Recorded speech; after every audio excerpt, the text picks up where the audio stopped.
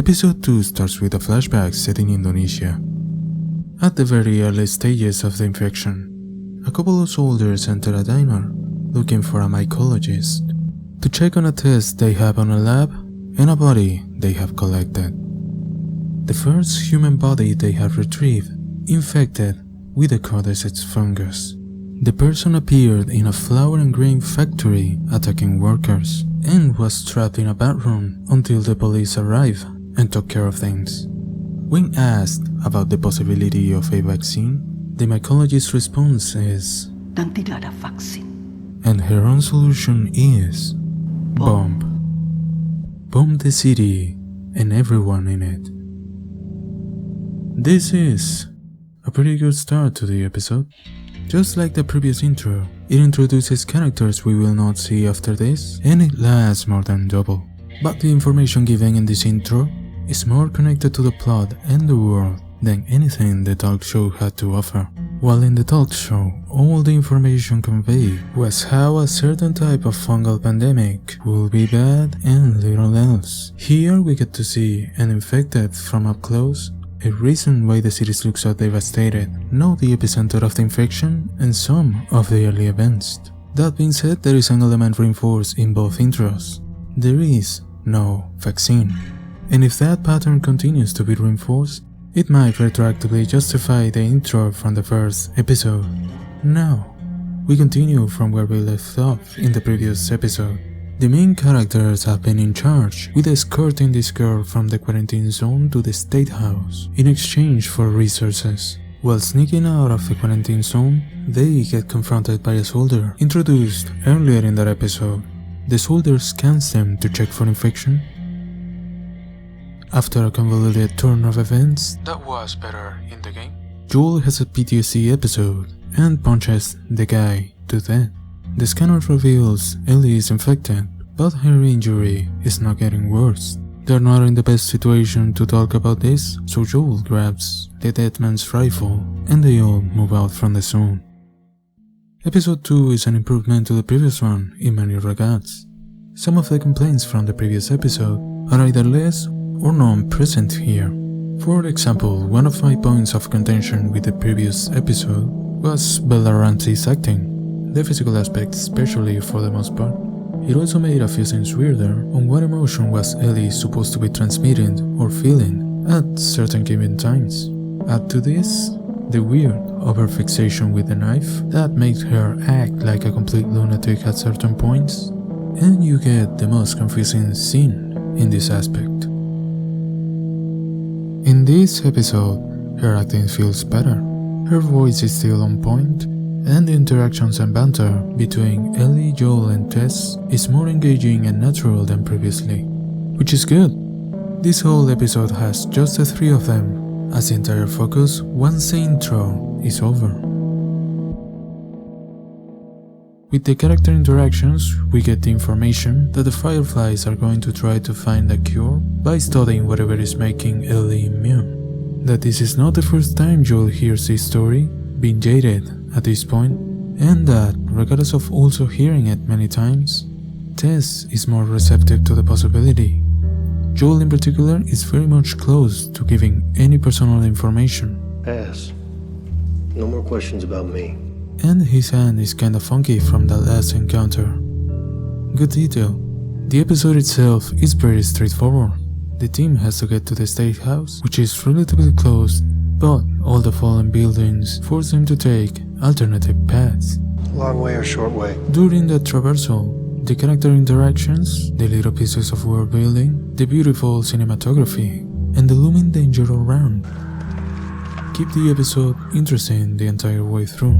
Something we learn in one of those interactions is a pretty big deviation in how the infected work in the show compared to how they work in the game. In the source material, there are spores, an airborne way in which the virus gets transmitted, located in close, heavily infected areas, which creates the need for masks for the traversal of said areas. Except for Ellie, that's how she rolls. In the show, so far the spores seem to not exist, and in their place there's these tendrils that extend through the terrain and create some sort of connection between the infected. The fungus also grows underground.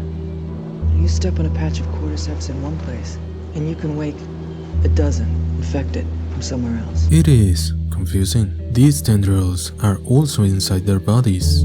So far there has not been a time in which the tendrils make things better, and a handful in which they make things weirder. Only a handful though. The video gaminess from the last episode also shows up a little in this one. The team enters a museum, which is in pretty bad shape, already falling apart, and right after getting to the second floor, the ceiling collapses behind them for seemingly no reasons, stopping them from being able to go back. It is sillier than the car crash from the previous episode, but not more egregious in its effect. It also attracts unwanted attention. The introduction of the clickers, as they are known in the game, is pretty fantastic, starting by the build-up a few minutes prior, seeing these two veteran survivors get tense and serious about the possibility of the encounter. From this point forward, we are silent. Not quiet. Silent. The noise they make indicating their presence. The initial shot with the creature completely out of focus and at a distance. All the different angles where they can barely be seen until... They are very threatening creatures, incredibly aggressive and impressively durable. A lot more durable than the infected shown so far, which seems to go down like any normal person would. It creates a couple of questions. If the reason is the more infected, the harder it is to make you stop moving, and what causes an infected to turn like this instead of this. It is not a big deal, and it could also be answered in the future. When they finally reach the State House, no Firefly receives them, and after checking a little, the team realizes something is off. Exasperated, Tess goes inside the building, looking for the receivers, but all she finds is a big deviation. In the game, inside the State House, both Fireflies, in charge of receiving Ellie and transporting her from that point forward, have been killed by the military already. Tess gives enough clues with her attitude for Ellie to deduce she's infected.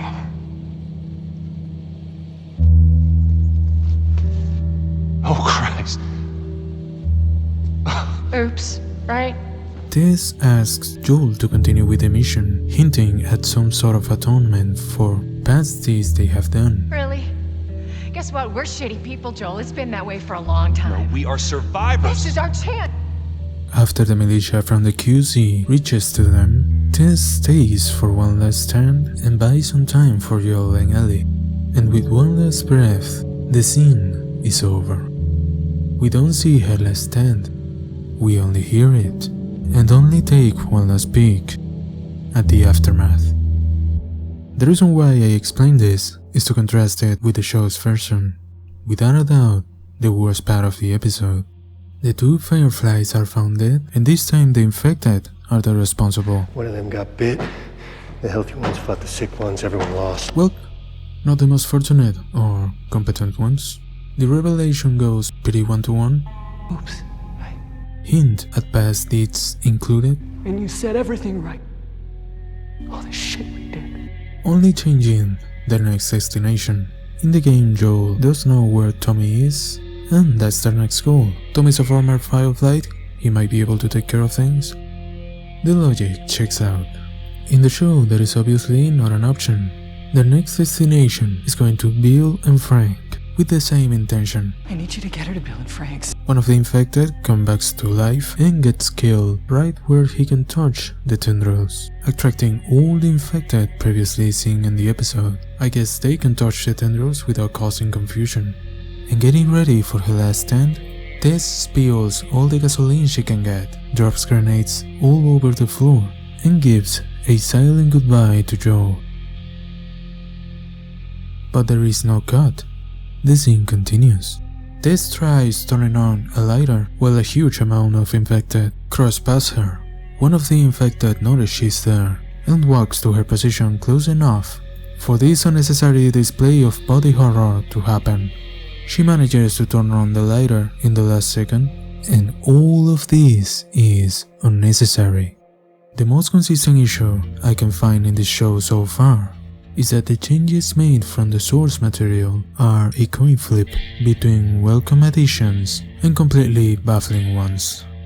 Going from giving Sarah, Joel and Tommy a lot more time to show their relationship, especially Joel and Tommy since they are still around, all the way to adding extra content to a moment that makes the moment itself no longer work properly, or decide to show something the source material kept vague and then over-dramatize that moment and generate more questions as to how things work.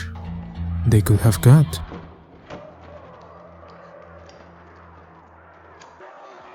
Just like in the game, the infected could have seen Tess and launch an attack, just like in every other instance, and while Tess struggles to resist the attack, she gets a flame with a lighter and ignites the gasoline. You know, normal stuff. The episode ends with Joel and Ellie looking at the explosion caused by Tess, lamenting her loss, and moving along with the mission. I like this episode quite a bit actually. It's pretty good. It is just frustrating how some of the stumbles are so immensely avoidable. Everything else is working as intended, and so far, it's shaping up to be great. I'll give this episode a 3 out of 4 and cross my fingers this is the last time we have to see something like this. Till the next video, peace.